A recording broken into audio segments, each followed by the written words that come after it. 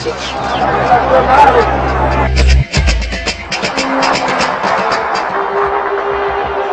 O trabalhador brasileiro.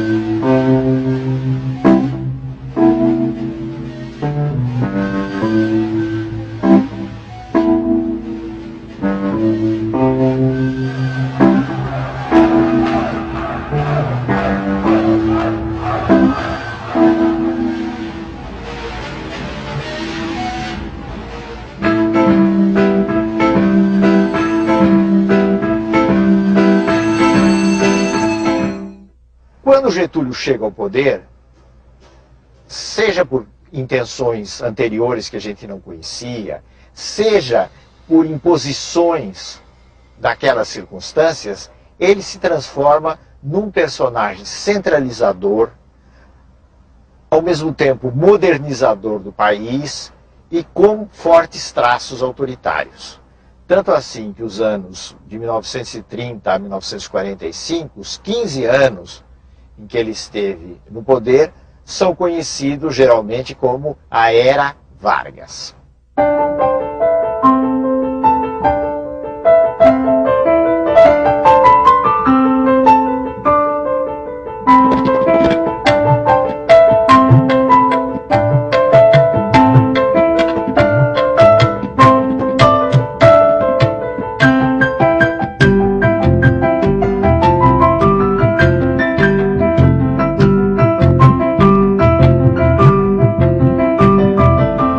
Getúlio teve que enfrentar problemas internos do seu governo, das forças que o apoiavam, e problemas externos da oposição.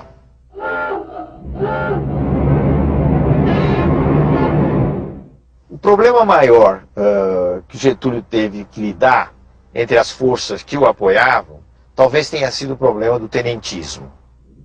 Porque os tenentes haviam apoiado a Revolução de 30, mas tinham suas ideias próprias a respeito do que devia ser feito. Então houve um verdadeiro confronto entre o governo Getúlio e os tenentes.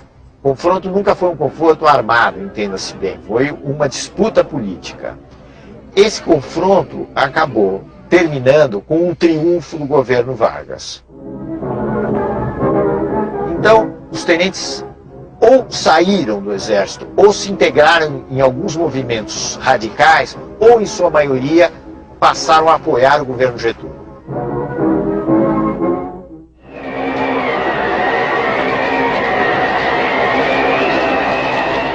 Os problemas externos vinham principalmente das elites regionais dos estados, que não se conformavam com a política centralizadora.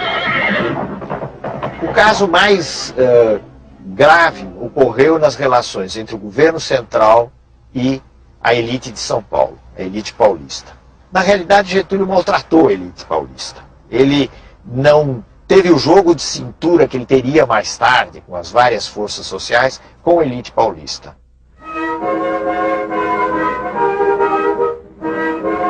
Isso deu origem a muitas resistências e acabou gerando a Revolução de 1932. O heróico a luta feito, firma sua tradição, tendo nas mãos o direito e a pátria no coração. São Paulo lutou durante vários meses praticamente sozinho, mas no fim foi derrotado pelas forças do governo federal, sobretudo pelas forças do Exército Nacional.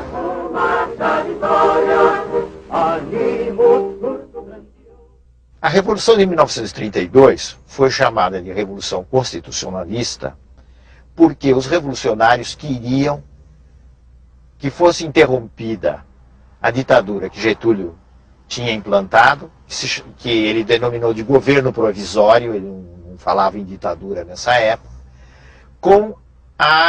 queria interromper com a convocação de uma Assembleia Constituinte para se aprovar uma Constituição no país e se implantar um regime democrático. Nesse sentido, a Revolução foi vitoriosa.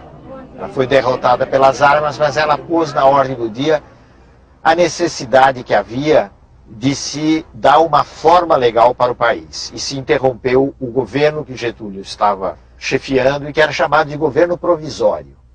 Então, Getúlio Vargas convocou eleições, que foram realizadas em maio de 1933, para uma Assembleia Constituinte. Essa Constituinte aprovou uma Constituição em julho de 1934. 16 de julho de 1934. A República Brasileira tinha sua segunda Constituição. Jornada de 8 horas, proibição de trabalho a menores de 14 anos, repouso semanal obrigatório, férias remuneradas, eram alguns dos... Mas talvez, do ponto de vista político, a coisa mais importante da Constituição de 1934 foi a instituição do voto secreto. Essa Assembleia, depois que se reuniu e aprovou a Constituição, foi ela mesma quem elegeu presidente da República por voto indireto, o Getúlio Vargas. Em frente ao Palácio Tiradentes, o povo assiste à chegada do carro presidencial. Uma delegação de constituintes recepciona o chefe do Executivo. O recinto da Câmara dos Deputados estava completamente lotado. Há 8 anos que não se realizava uma cerimônia deste gênero.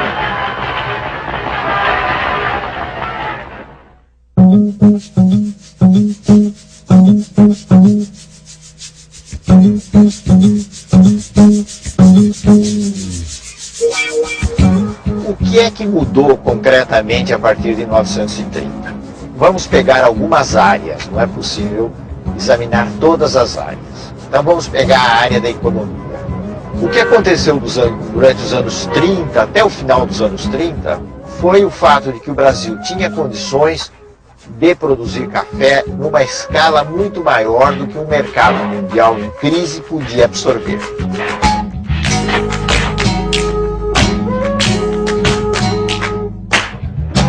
Então, se realizou toda uma política de queima do café. O governo comprava o café dos cafeicultores e queimava o café para regular a oferta no mercado internacional.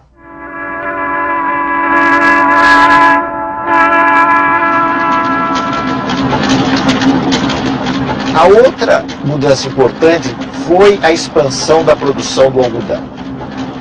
Então, nesse momento de crise, o algodão, de certo modo, veio em socorro das exportações brasileiras.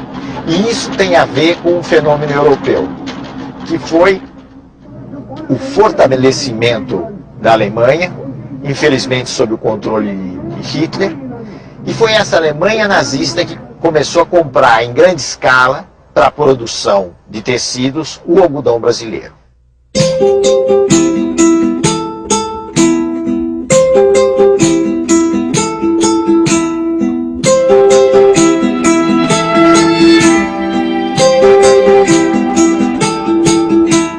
O impulso inicial dessa industrialização brasileira no pós-30 foi proporcionado exatamente pelas condições da crise mundial. Como era complicado importar mercadoria acabada, produtos industriais acabados, porque o R$1.000, que era a moeda do tempo correspondente ao real, tinha se desvalorizado, e porque ele não existia R$1.000 em quantidade suficiente, porque o Brasil não exportava da mesma forma como exportava antes de 1930, o país foi incentivado a substituir essas importações. E essa substituição se dá com a produção interna de bens industriais. As dificuldades de importação impulsionam e tornam realidade velhos projetos de transcendental importância para o desenvolvimento do país.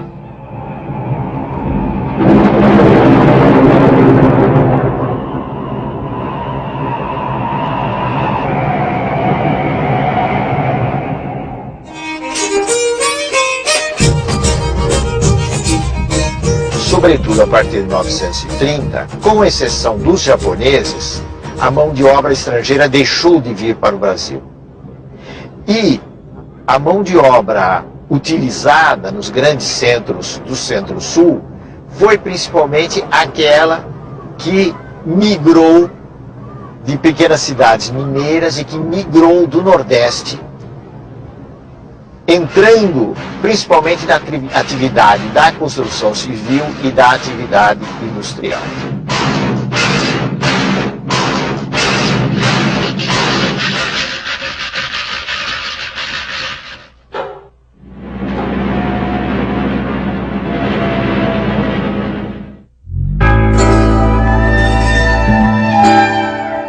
No nível federal, as reformas implantadas por Getúlio tiveram vários objetivos. Um deles foi a implantação de um ensino técnico, demonstrando a preocupação com a industrialização e com a mão de obra qualificada.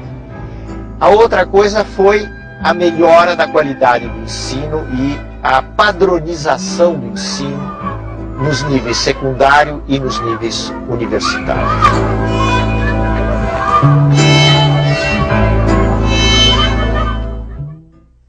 Tudo isso foi muito importante, mas nós não devemos esquecer também o fato que a política getulista liquidou as condições de existência de um sindicalismo autônomo, isto é, de uma organização própria dos trabalhadores.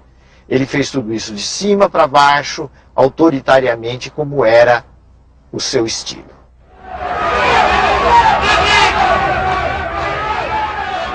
Um outro traço inovador, dentre outros, dos anos posteriores a 1930, foi o surgimento de movimentos sociais, em maior expressão, maior quantidade. Dentre esses movimentos, nós devemos destacar principalmente dois. Um de extrema direita, que era o integralismo, e um de extrema esquerda, que era o movimento comunista. O movimento integralista estava inspirado no fascismo e tinha como seu líder mais importante Plínio Salgado, que era um político de São Paulo, um jornalista e um político de São Paulo. E foi organizada em nosso país uma agremiação política que tomou o nome de Ação Integralista Brasileira, a qual se caracterizava, sob modo, pela formação de milícias uniformizadas com camisas verdes e pelos marciais desfiles que realizava. Os integralistas eram nacionalistas, totalitários, adversários das liberdades democráticas e acreditavam num regime sustentado por um partido único. Eles apoiaram Getúlio Vargas na esperança de que através de Getúlio eles chegassem ao poder. Getúlio lhes deu alguma corda até o golpe do Estado Novo, até novembro de 1937. A partir daí os integralistas foram marginalizados, uma parte deles tentou um golpe que fracassou e o movimento deixou de ter importância maior na cena política. Os comunistas tinham uma outra tática, que era a tática de enfrentamento, a tática de oposição. E com isso eles chocaram de frente com o governo Getúlio. Eles formaram um organismo, a Aliança Nacional Libertadora, que pretendia ser uma grande frente popular contra o governo Getúlio e por grandes reformas no país.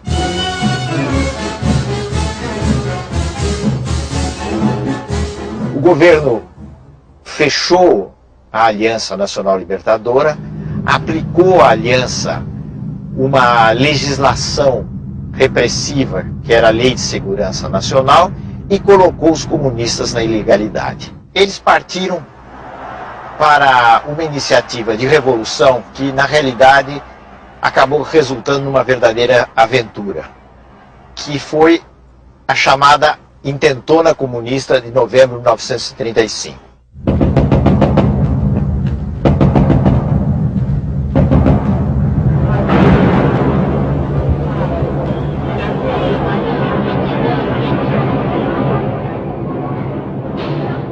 A consequência mais importante da insurreição comunista de 1935 foi o fato de que ela deu o pretexto que o Getúlio Vargas e os círculos do governo, principalmente a cúpula do exército, estavam esperando para iniciar uma repressão no país e, mais do que isso, preparar o caminho para a instalação de um regime autoritário. Isso se fez através do golpe que instituiu o Estado Novo, o golpe de 10 de novembro de 1937.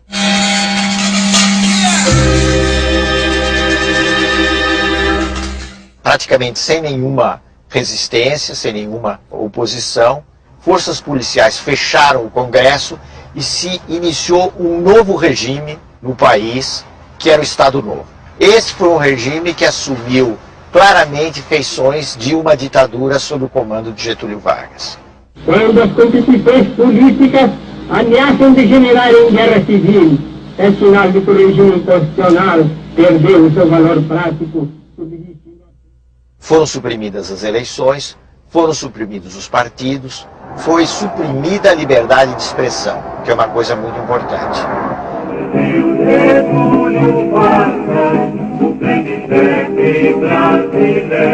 Na maneira de ver de Getúlio e dos generais e dos círculos civis que apoiavam Getúlio, não deveria haver lugar para partidos no país. Os partidos eram parte, eram coisas nocivas à organização do país. Era preciso organizar um todo nacional, de cima para baixo, tendo como chefe supremo o chefe da nação, ou seja, Getúlio Vargas. Getúlio Vargas cuida do lar do trabalhador brasileiro. Aqui o vemos inaugurando as primeiras casas de uma série que planejou para todo o território nacional como habitação condigna dos obreiros da grandeza do Brasil. Tendo ao lado sua esposa, Dona Darcy Vargas, vemos o presidente da República, acompanhado pelo senhor Gustavo Capanema e outras autoridades, inaugurando o Hospital Estácio de Sá, na capital. Getúlio Vargas inaugurava o Instituto Nacional do Livro. Aqui o vemos em companhia do senhor Herbert Moses. O presidente da República assistia à grande parada militar comemorativa de nossa independência.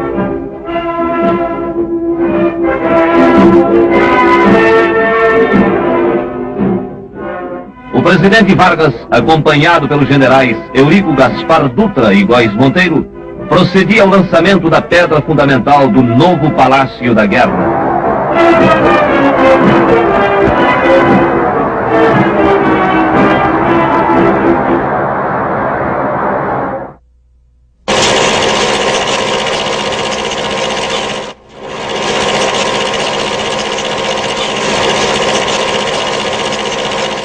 Especialmente no Estado Novo, houve uma ampla utilização do cinema, do teatro, do jornal, do rádio, que tinha uma importância muito grande, para enaltecer as façanhas do governo Getúlio e do Estado Novo. O ambiente nacional tem reagido sabiamente contra esses agentes de perturbação e desordem. A propaganda insidiosa e dissolvente apenas impressionou os pobres de espírito e serviu para agitar os mal-intencionados. E isso representou alguma coisa de muito diferente, vamos dizer assim, de inovador, se considerarmos o que era o Brasil anterior a esse período.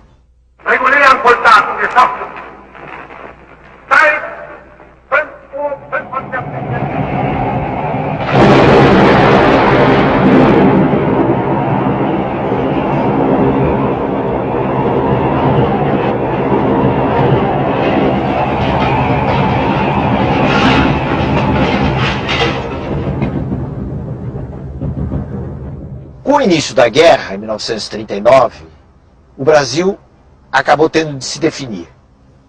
E Getúlio, que até 1941, mais ou menos, mostrara muitas simpatias pela Alemanha e pela Itália, acabou se inclinando pelas forças democráticas.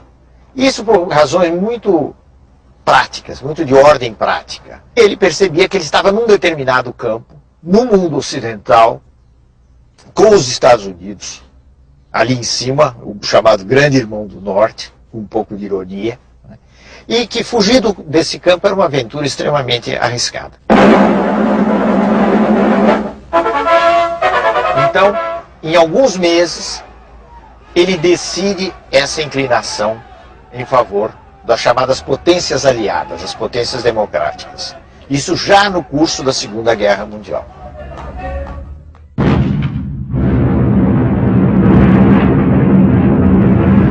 Aí as investidas dos alemães contra a Marinha brasileira levaram mais rapidamente à ruptura de relações com os países do eixo, Alemanha, Itália, depois o Japão, e finalmente a declaração de guerra contra esses países. Aqui esta manhã para receber uma nova força institucionária que justamente nesse momento está chegando para se juntar aos combatentes de tantas outras nações que já se engajaram na frente da guerra. É a força institucionária brasileira, a primeira força do Brasil, a primeira da América Latina que atravessa o mar. Essa força institucionária é treinada pública. É uma tropa bem disciplinada. O Brasil se prioriza no seu exército para se bater no Estado italiano ao lado dos canadenses nas eleições que estão desembarcando agora. Vocês certamente ouviram o nome do seu passo de massa que desce pela frente do grande transporte do passo.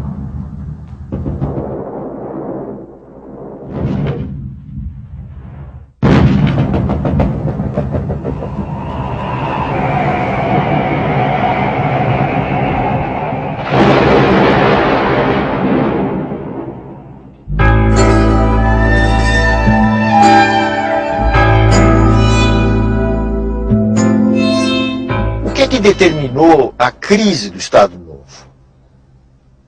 Houve fatores externos e houve fatores internos que se conjugaram, que se juntaram.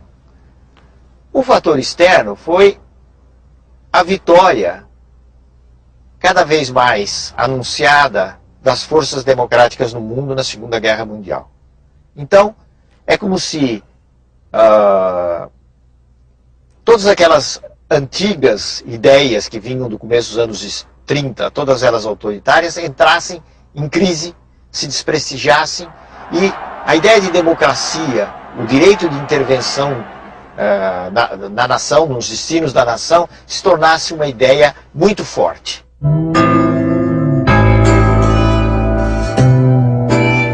Getúlio foi sensível a essa situação nova, esse novo quadro que começou aí por volta de 1944, mas ao mesmo tempo ele fez uma jogada arriscada.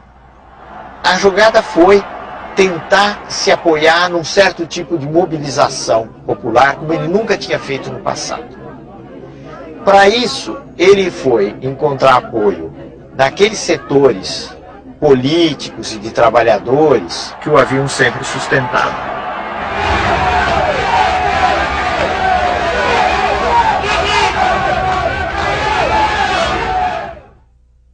Essa mobilização desagradou os meios militares, desagradou gente como o general Góes Monteiro, o general Dutra, que haviam sido os articuladores do Estado Novo.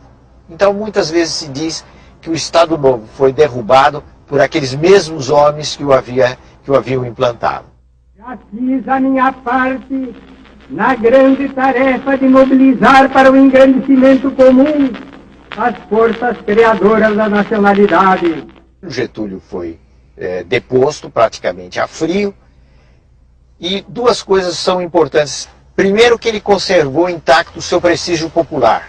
E a outra coisa é que não houve, da parte dos generais e das elites civis que depuseram Getúlio, a intenção de jogá-lo para fora do jogo político.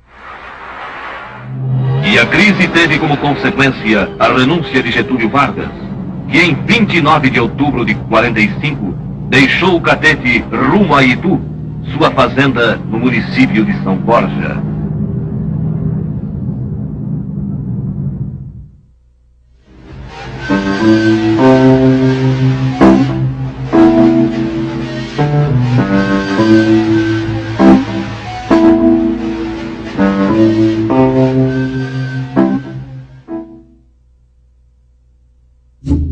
No próximo programa, o Brasil escolhe o caminho das eleições.